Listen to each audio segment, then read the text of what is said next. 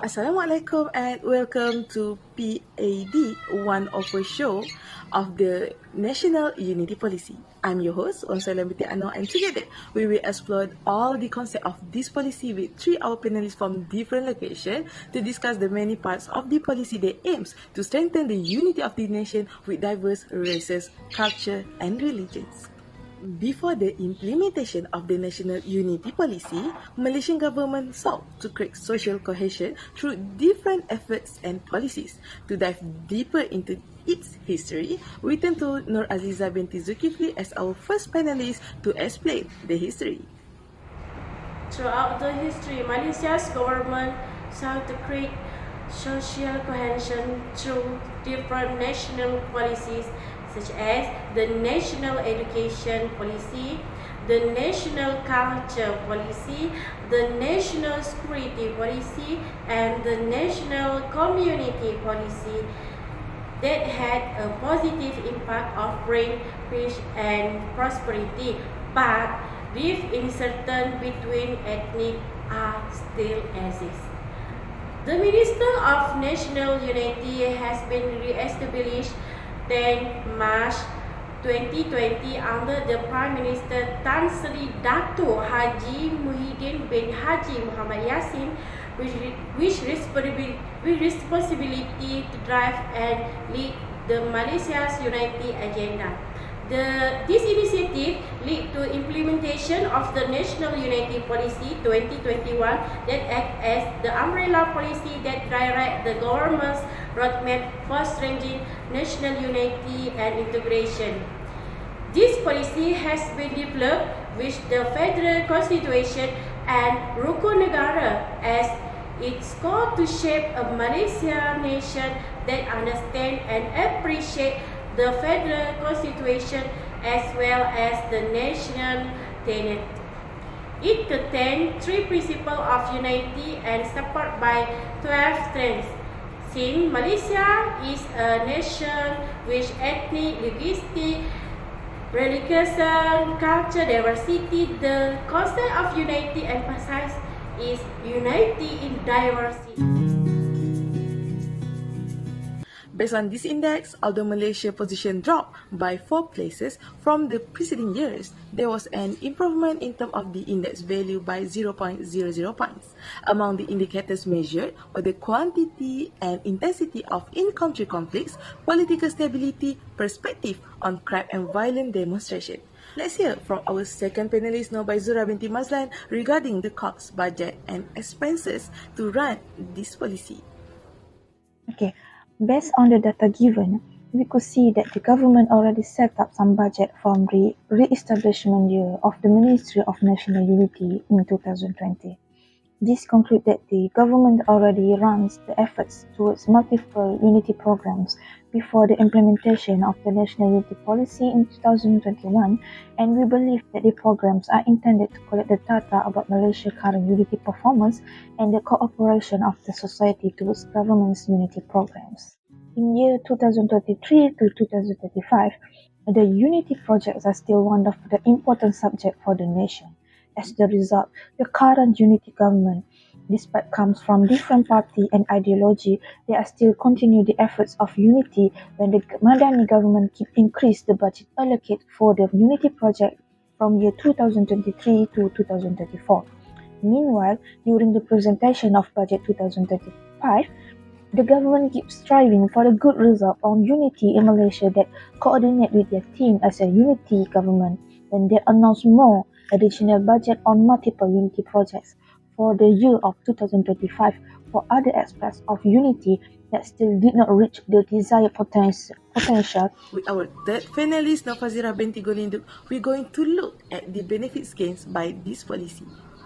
From this data, we could see that policy is targeted to 10 social defenses as the main issue to resolve, and based on the card given, it showed that we start again with positive result after the implementation when the National Unity Index measure showed that social cohesion increased from 0.567 on 2019 to 0.629 on 2002.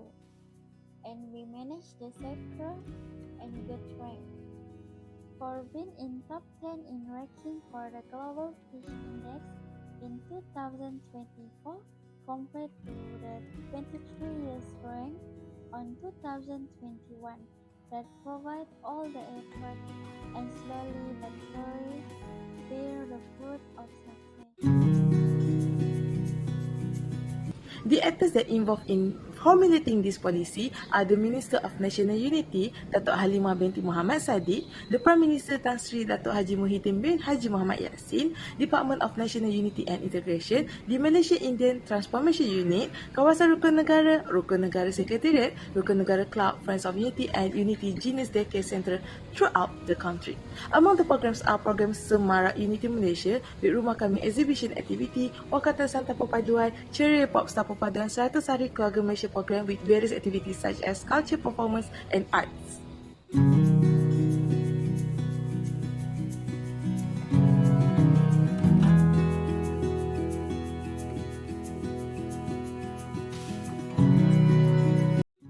In terms of strength, the foundation of the policy itself, which is Federal Constitution and Rukun Negara, serve as a guideline for the rest of the policy.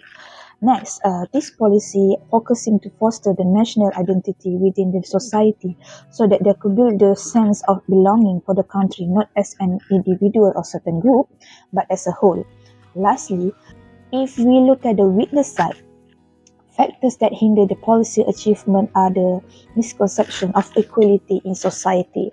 While the government gives the same incentive and attention to our races, some people are still questioning the rights of exclusive groups that bounded to the federal constitution when they are relayed to the other states concept that promotes same benefits to everyone without any inclusive groups. In addition, people choose to take an easy path by selecting their clique based on the same races, especially in jobs world, without taking any initiative to learn and understand better on others despite many resources prepared by the government. Lastly, the government should have a better discussion between the central and the state governments to ensure that they are on the same page. In the other side, the opportunity for this policy is appreciated through tourism industry by maintaining our peace and harmony despite the different and promoting our multiple culture to the world. Make people from outside the country adore, respect and choose to visit Malaysia in order to experience the environment. This kind of interaction makes us proud and grateful to be Malaysian and living in such a diverse country.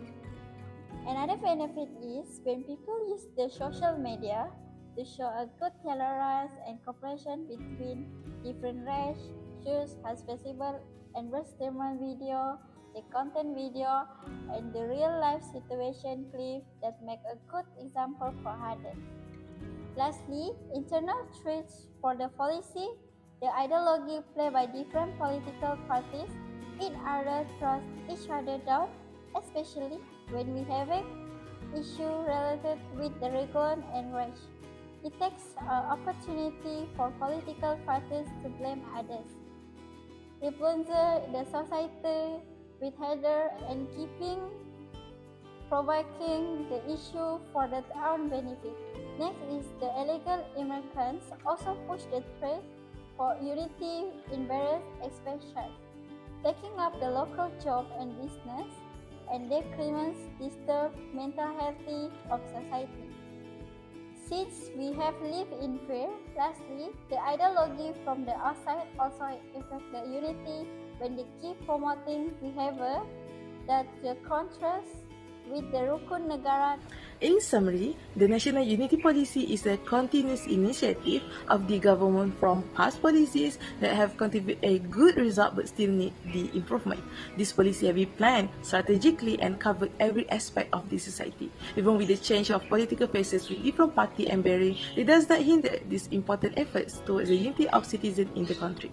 In terms of cost and benefit, the government does not have any major issue to provide the budget for all strategies and program of unity. With the several years of the implementation, we can already see the fruits of effort of this policy with all the facts given. The actors are the one that bring this policy towards its goal when they give all the cooperation and keep supports the government with all the programs and activities.